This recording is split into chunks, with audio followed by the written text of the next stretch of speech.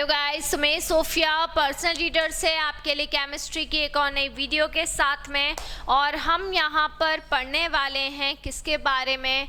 Ionic solids के बारे में। अगर हम यहाँ पर बात करते हैं आयोनिक सॉलिड्स की, तो आयोनिक सॉलिड्स का मतलब क्या होता है और इसको हम किस तरीके से समझते हैं वो हम यहाँ पर देख लेते हैं।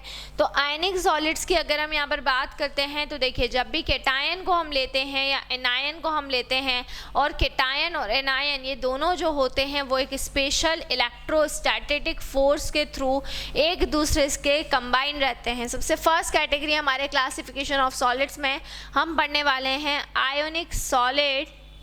और आयोनिक का मतलब क्या हो गया बेटा? आयोनिक वर्ड से मतलब समझ में आ रहा है कि जिसमें एक केटायन आ जाएगा और दूसरा आ जाएगा आपका एनायन। तो जब भी कोई केटायन और एनायन एक दूसरे से इलेक्ट्रोस्टैटिक फोर्स के थ्रू हेल्ड रहते हैं, जुड़े हुए रहते हैं, तो वो जिस सॉलिड को फॉर्म करते हैं उस सॉलिड को हम क्या बोलते हैं? उसको हम आयोनिक सॉलिड के नाम से जानते हैं। अब आयोनिक सॉलिड तो आपको समझ में आ ही गया होगा कि आयोनिक सॉलिड क्या होता है। ठीक है, cation and anion held by cation and anion held by electrostatic force. So cation और एनायन ये दोनों ही इलेक्ट्रोस्टैटिक फोर्स के थ्रू जुड़े हुए रहते हैं। अब इनकी हम देख लेते हैं properties.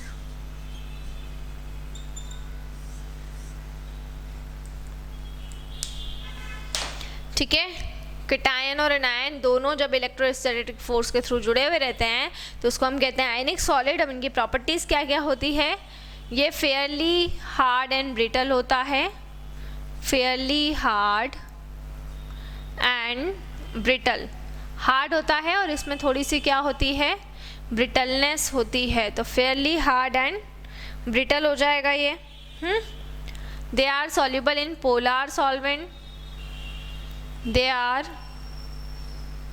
Soluble in polar solvent. किस में सॉल्युबल होता है ये? पोलर सॉल्वेंट्स के अंदर सॉल्युबल होता है। तो ये बहुत फेयरली हार्ड होता है, ब्रिटल होता है। और किस में सॉल्युबल होता है ये?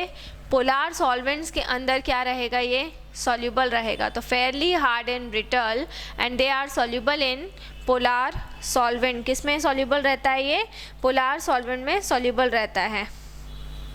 अगला हो जाएगा they are good conductors of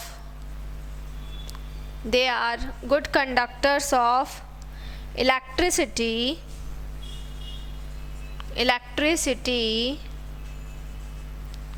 in molten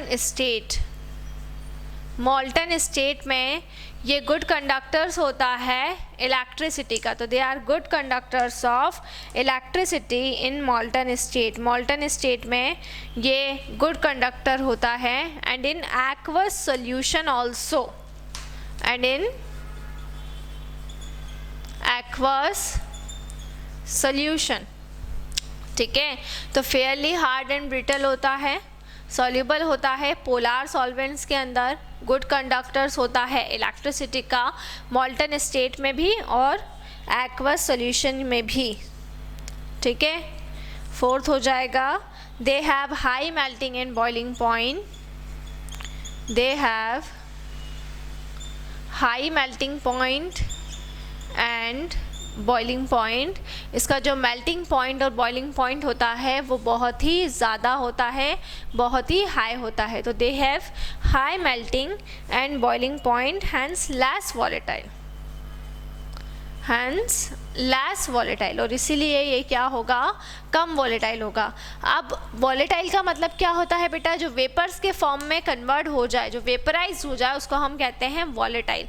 और क्योंकि इसका जो melting point and boiling point होता है बहुत ज़्यादा होता है, मतलब बहुत टेम्परेचर देने के बाद ये मेल्ट होना स्टार्ट होता है या बॉयल होना स्टार्ट होता है, दैट्स वाई यहाँ पर क्या होगा? इसकी जो वॉलेटिलिटी होगी वो क्या हो जाएगी? वो कम हो जाएगी। फिफ्थ हो जाएगा दे have high density, they have high density, इसकी जो डेंसिटी होती है वो क्या होती है, वो बहुत ही ज़्यादा होती है। तो fairly hard and brittle, soluble in polar solvent, good conductor of electricity in molten state and in aqueous solution, melting point boiling point ज़्यादा होगा और लेस वॉलेटाइल होगा, और डेंसिटी भी इसकी क्या होगी, ज़्यादा होगी। ठीक है, क्लियर। तो ये कुछ इसकी प्रॉपर्टीज़ होती है, किसकी प्रॉपर्टीज़ होती है, ये सब कुछ आयनिक सॉलिड्स की ये प्रॉपर्टीज़ होती है। ये सारी प्रॉपर्टीज़ किस में आती है, आपके आयनिक सॉलिड्स के अंदर आती है। तो ये सारी प्रॉपर्टीज़ को आपको आयनिक सॉलिड्स में डिस्कस करना है। Fairlie hard and brittle, soluble in polar solvent, polar solvent जिसमें पोलैरिटी होती है उनमें सॉल्युबल होगा। इलेक्ट्रिसिटी का गुड कंडक्टर होता है, लेकिन किस में, जब मॉल्टन स्टेट में कोई भी जो भी सब्सटेंस है वो या तो मॉल्टन फॉर्म में है या फिर वो एक्वस सॉल्यूशन के फॉर्म में है, तब ये गुड कंडक्टर होगा। High melting and boiling point है इसका, इसलिए वॉलेटिलिटी मतलब वेपर के फॉर्म में कन्वर्ट होने में प्रॉब्लम होती है इसको, और डेंसिटी इसकी क्या होती है, हाई। अब इसके एग्जाम्पल क्या हो गए, अल्कली मेटल्स के halide, alkali metal halides, alkali metal halides में कौन कौन से आ जाएंगे आपके, अल्कली मेटल हैलाइड्स में ली, ना, की, रूबी से फ्रेंडशिप, इन सब के साथ जब हम हैलोजन जोड़ देंगे, LiX, NaX, वो सब अल्कली मेटल हैलाइड्स हो जाएंगे। फिर हो जाएगा आपका जिंक सल्फाइड, ZnS इसका एग्जाम्पल है। फिर आपका हो जाएगा कैल्शियम फ्लोराइड, ये इसका एग्जाम्पल है।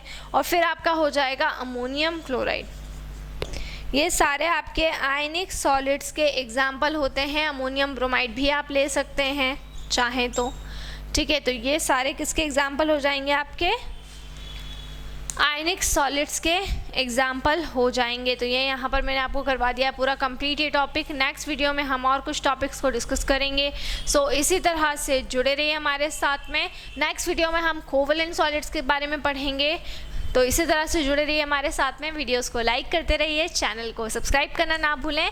कोई भी डाउट, कोई भी क्वेरी हो उसे आप कमेंट बॉक्स में डाल सकते हैं। और अगर आप हमसे ऑनलाइन होम क्लासेस पढ़ना चाहते हैं तो हम आपको ऑनलाइन होम क्लासेस की फैसिलिटी भी प्रोवाइड कर रहे हैं। हमसे ऑनलाइन होम क्लासेस पढ़ने के लिए डिस्क्रिप्शन में जाकर सारी डिटेल्स ले लें और हमसे कॉन्टेक्ट करें। घर पर रहें, सुरक्षित रहें, बाहर ना निकलें, बहुत ज़रूरी हो तो ही बाहर निकलें। Stay home, stay safe, study hard. Thank you.